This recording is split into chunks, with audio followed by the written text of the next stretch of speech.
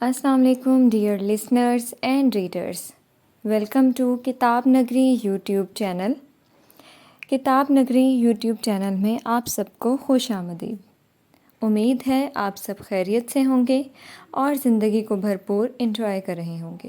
کتاب نگری ہمیشہ آپ کے لیے لاتا ہے نت نئے افسانے، ناول، ناولٹ اور خوبصورت کہانیاں۔ اس بار بھی آپ کی خدمت میں حاضر ہے پری شاہ کے قلم سے لکھا گیا خوبصورت قسط وار ناول میں بھی محافظ ہوں کی تیسری قسط۔ لیکن اس سے پہلے اگر آپ نے چینل کو سبسکرائب نہیں کیا تو جلدی سے چینل کو سبسکرائب کریں اور بیل آئیکن کا بٹن دبائیں تاکہ آپ کو ہماری نئی اور معیاری ویڈیوز کی نوٹیفیکیشن موصول ہو سکے۔ اب چلتے ہیں ناول کی تیسری قسط کی جانب۔ محافظ حفاظت کرنے والے کو کہتے ہیں۔ ایک لڑکے نے جواب دیا تو وہ سر ہلا گئی۔ محافظ وہ ہیں جو ہماری سرحدوں کی حفاظت کرتے ہیں، ایک لڑکی کی طرف سے جواب آیا۔ محافظ رکھوالا ہوتا ہے، ایک اور جواب آیا۔ محافظ نگران بھی ہوتا ہے، ایک اور مانی۔ بہت خوب، اس نے ستائش سے کہا۔ محافظ عربی زبان کا لفظ ہے جس کے معنی ہیں حفاظت کرنے والا، رکھوالی کرنے والا، نگہبان، پاسبان، سپاہی۔ سیدھا مطلب ہے کہ حفاظت کرنے والے کو محافظ کہتے ہیں۔ پر کس کی حفاظت کرنے والے کو؟ ہمیں یہ سمجھنے کی ضرورت ہے۔ آج آپ کو یہاں بلانے کا مقصد بھی یہی ہے کہ آپ کو بتایا جائے کہ محافظ کون ہے۔ کیا آپ کو پتہ ہے کہ آپ بھی محافظ ہیں اور میں بھی محافظ ہوں؟ اس کی بات پہ ان اسٹوڈنٹس میں جیسے کھلبلی سی مچی کہ وہ کیسے محافظ ہو سکتے ہیں؟ محافظ بننا آسان تو نہیں ہوتا۔ سر ناظم بھی اس کی بات سن کر سوچ میں پڑ گئے۔ پر آپ اور ہم کیسے محافظ ہو سکتے ہیں؟ میرا مطلب ہے کہ محافظ تو وہ ہیں نا جو ہماری فوج اور پولیس کے لوگ ہیں، وہی ہمارے ملک کی حفاظت کرتے ہیں۔ پھر ہم کیسے؟ ایک لڑکے نے پوچھا۔ بالکل، میں بھی یہی سوچتی تھی۔ محافظ تو وہ ہوتا ہے جو فورسز کی کڑی ٹریننگ سے گزر کر، مختلف ہتھیاروں کا استعمال کر کے، سرحدوں پہ دن رات پہرا دے کر، ہمارے وطن کے دشمنوں کو شکست دے کر، مجرموں کو پکڑ کر اپنے وطن کو ہر طرح کے خطرے سے بچاتا ہے، اپنے وطن کو محفوظ رکھتا ہے۔ سب لوگ تو اب سرحدوں پہ نہیں جا سکتے اور نہ ہی سب لوگ ہتھیار استعمال کر سکتے ہیں۔ پھر ہم کیسے محافظ بنیں؟ وہ رکی۔ سب اس کے اگلے الفاظ سننے کو بے چین تھے۔ ہمارے محافظ سرحدوں پہ کھڑے ہمارے وطن کی بیرونی دشمنوں سے حفاظت کر رہے ہیں اور ہم نے اندر سے اپنے وطن کی حفاظت کرنی ہے۔ کون کون میرے ساتھ محافظ بننا چاہے گا؟ کون اپنے اس وطن کی حفاظت کرنا چاہے گا میرے ساتھ مل کر؟ اس نے نرمی سے پوچھا۔ وہاں بیٹھے تقریباً ہر اسٹوڈنٹ نے ہاتھ کھڑا کیا تھا اور ساتھ سر ناظم نے بھی۔ زہرا سر ناظم کو دیکھ کر مسکرائی۔ پر ہم کیسے کریں گے؟ ہمیں تو کچھ نہیں آتا، ایک لڑکے نے پوچھا۔ یہی تو سیکھنا ہے ہم نے اس سیشن کے ذریعے۔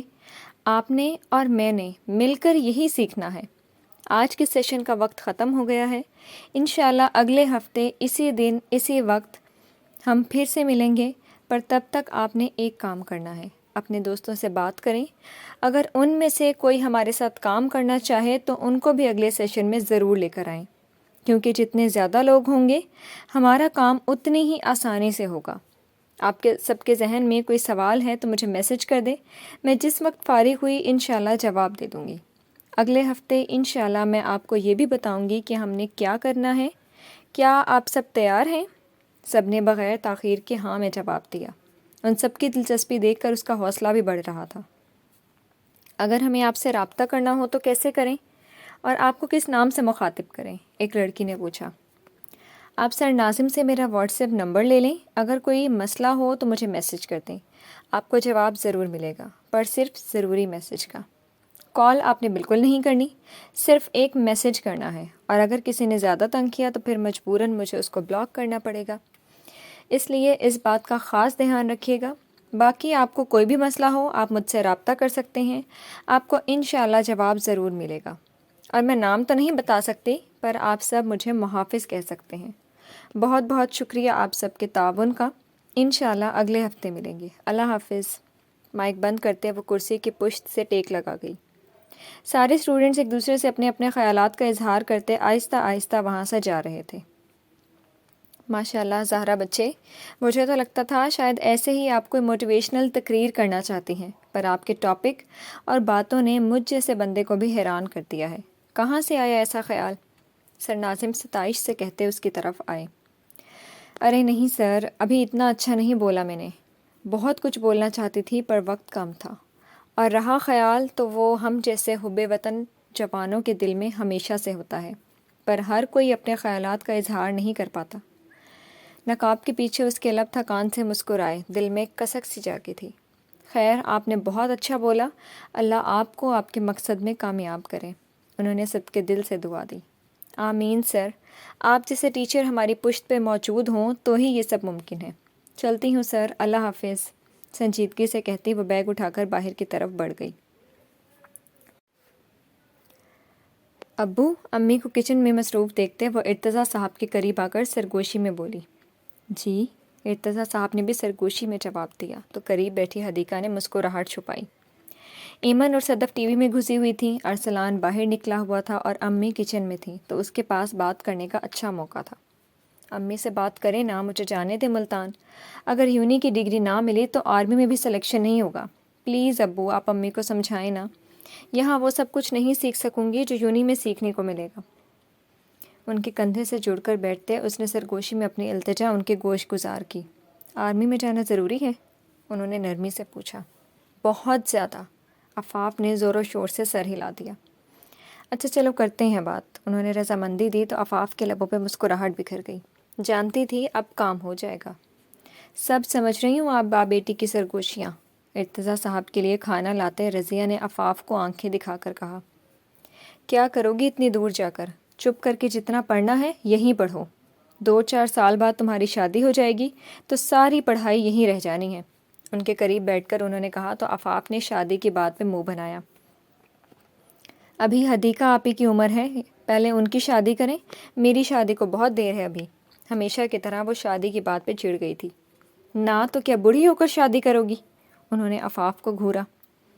ابو بھائی کیا ہے، آپ سمجھائیں نا اپنی بیوی کو، عفاف ارتضیٰ صاحب سے کہتی پیر پر ٹک کر اوپر چلی گئی۔ حدیقہ نے کچن میں جا کر اس کے لیے کھانا نکالا اور اوپر لے گئی کہ جانتی تھی اب جب تک اس کا غصہ ٹھنڈا نہیں ہوگا وہ نیچے نہیں آئے گی۔ دیکھ رہے ہیں کتنی بدتمیز ہو گئی ہے، ذرا نہیں سوچ کر بولتی، انہوں نے خفگی سے کہا۔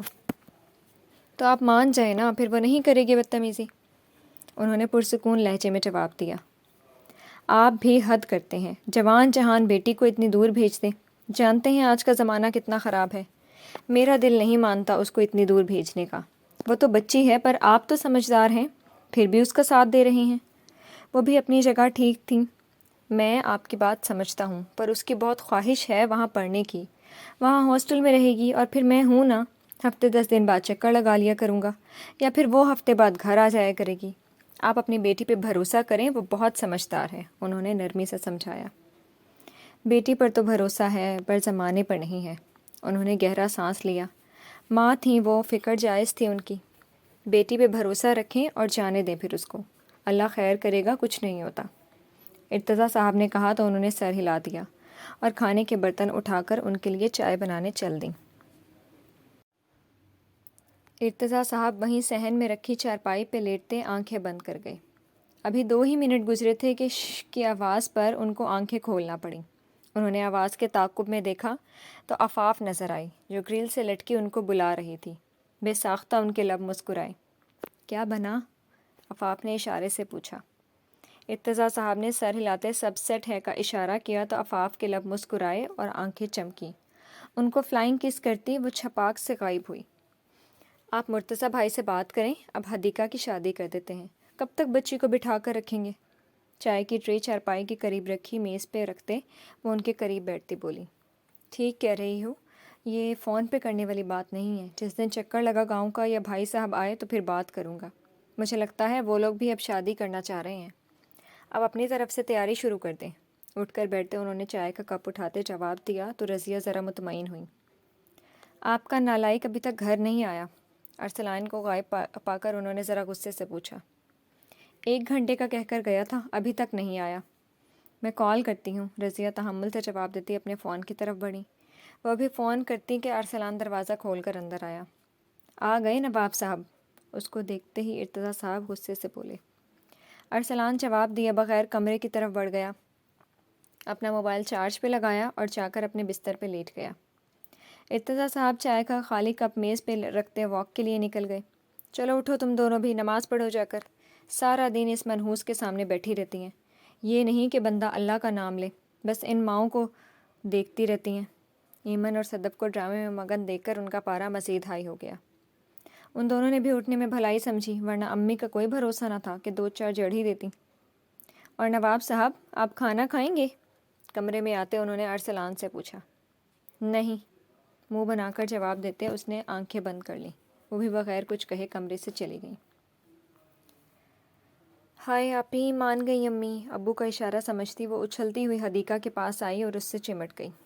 ارے واہ، چلو تمہاری تو کشتی کنارے لگ گئی۔ حدیقہ دل سے اس کے لیے خوش ہوئی۔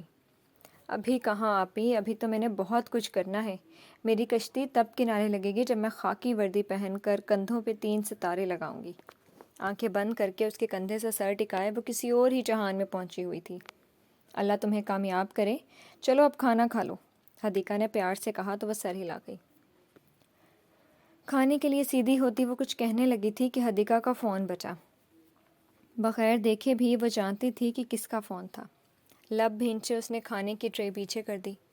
حدیقہ نے بیچارگی سے اس کو دیکھا اور ناچار فون اٹھا لیا۔ فون کان سے لگاتے وہ آفاق سے دور سیڑھیوں پہ بیٹھ گئی۔ آفاق غصے سے بغیر کھانے برتن اٹھا کر اس کے پاس سے گزرتے نیچے چلی گئی۔ کہاں تھی تم؟ دوسری طرف سے پوچھا گیا۔ یہیں تھیں، آپ بتائیں کیسے ہیں؟ حدیقہ نے مدھم آواز میں پوچھا۔ میں کیسا ہو سکتا ہوں تمہارے بغیر؟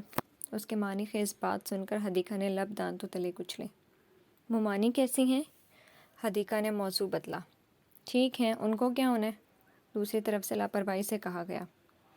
اچھا، حدیقہ سر ہلا گئی۔ امی اب شادی کا سوچ رہی ہیں، مرتضیٰ چاچو سے بات کر کے کسی دن آئیں گی تمہارے گھر، اس نے اطلاع دی۔ اچھا، حدیقہ کی آواز پہلے سے بھی مدھم ہو گئی۔ تم کچھ کہو گی نہیں؟ دوسری طرف سے پوچھا گیا۔ میں کیا کہوں، یہ سب تو بڑوں کی کرنے والی باتیں ہیں، حدیقہ نے سر جھکائے مدھم لہجے میں جواب دیا۔ ہاں یہ بھی ٹھیک ہے، مقابل نے سمجھ کر سر ہلایا۔ آپ نے اور بات نہیں کرنی تو میں کال بند کر دوں؟ کچھ دیر خاموشی محسوس کرتے حدیقہ نے ڈرتے ڈرتے پوچھا۔ کیوں، کال بند کر کے تم نے کون سا ضروری کام کرنا ہے؟ طنزیہ لہجے میں پوچھا گیا۔ نہیں، وہ آفاف سے بات کرنی ہے کچھ۔ حدیقہ کا مدھم لہجہ مزید مدھم ہو گیا۔ کیوں، وہ مجھ سے زیادہ ضروری ہے؟ مقابل نے غصے سے پوچھا۔ آپ ایسے کیوں کہہ رہے ہیں؟ اس کے غصے سے بھری تیز آواز سن کر حدیقہ گھبرا گئی۔ تو پھر بھول جاؤ اس کو کچھ دیر اور مجھ سے بات کرو، تحکم بھرے لہجے میں کہا گیا تو حدیقہ سر جھکا گئی۔ مقابل نے اس کو اپنی شادی کی پلاننگ سے آگاہ کرنا شروع کر دیا۔ حدیقہ سر جھکائے اس کی سنتی بس ہاں ہوں ہی کر رہی تھی۔ یہ تو روز کا کام تھا، وہ اپنی سناتا رہتا تھا اور حدیقہ چپ کر کے سنتی رہتی تھی۔ تقریباً گھنٹے بعد اس کو کسی نے بلایا تو کل کال کرنے کا کہہ کر اس نے کال بند کر دی۔ حدیقہ نے بھی شکر کرتے فون کان سے ہٹایا اور اٹھ کر اپنی چارپائی پہ آ گئی۔ آپی چائے؟ آفاف کی آواز پہ وہ اٹھ بیٹھی۔ شکریہ پیاری لڑکی، حدیقہ نے مسکراتے ہوئے کپ تھام لیا۔ آفاف بغیر جواب دیے منہ بنائے اس کے قریب ہی بیٹھ گئی۔ کیوں منہ بنایا ہے؟ چائے کی ٹسکیاں لیتے اس نے پیار سے پوچھا۔ آپ کو تو جیسے پتہ ہی نہیں ہے، آفاف نے غصے سے اس کو دیکھا۔ سوری نا، مجھ سے کیوں ناراض ہوتی ہو، میں کون سا ان کو کال کرتی ہوں؟ چائے کا مگ سائڈ پہ رکھتے اس نے اپنی صفائی دی۔ تو آپ نہ کیا کریں بات، جب وہ انسان آپ کو نہیں پسند تو کیوں نہیں منع کر دیتی اس رشتے سے؟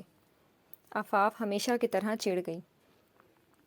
یہ میرے اختیار میں نہیں ہے، اور ویسے بھی اب تو کچھ وقت میں شادی ہو جائے گی، پھر ان سب باتوں کا کوئی فائدہ نہیں۔ حدیقہ نے حقیقت بتائی۔ اگر آپ نہیں کر سکتی تو مجھے اجازت دیں، میں ابو سے بات کروں گی، وہ میری بات سمجھ جائیں گے۔ پلیز آپ اس صرف ایک خواہش کے لیے اپنی زندگی داؤ پہ نہ لگائیں، اس نے جیسے منت کی تھی۔ آفاف، یہ میری امی کی خواہش ہے، میں منع نہیں کر سکتی، تمہیں میری قسم ہے کسی سے کچھ نہیں کہو گی، حدیقہ نے قطعی انداز میں کہا۔ بات مت کیجیے گا مجھ سے اب، آفاف غصے سے کہتی اپنی چارپائی پہ لیٹتی رخ موڑ گئی۔ حدیقہ نے بے بسی سے اس کی پشت دیکھی اور خود بھی تھک کر لیٹ گئی، جانتی تھی جب اس کا غصہ ٹھنڈا ہوگا خود ہی بات کر لے گی۔ جی تو فرینڈز، کیسی لگی آپ کو آج کی قسط؟ کمنٹ سیکشن میں ہمیں ضرور بتائیے گا کیا لگتا ہے آپ کو، وہ لڑکی اپنے ارادے میں کامیاب ہو پائے گی یا نہیں؟ اور عفاف اپنے خوابوں کے لیے کیا کرے گی؟ کیوں وہ حدیقہ کے رشتے کے خلاف ہے؟ ان سب سوالوں کے جواب جاننے کے لیے انتظار کیجیے اگلے قسط کا، اور ہمارے ساتھ جڑے رہیے۔ خوش رہیں اور سب کو خوش رکھیں۔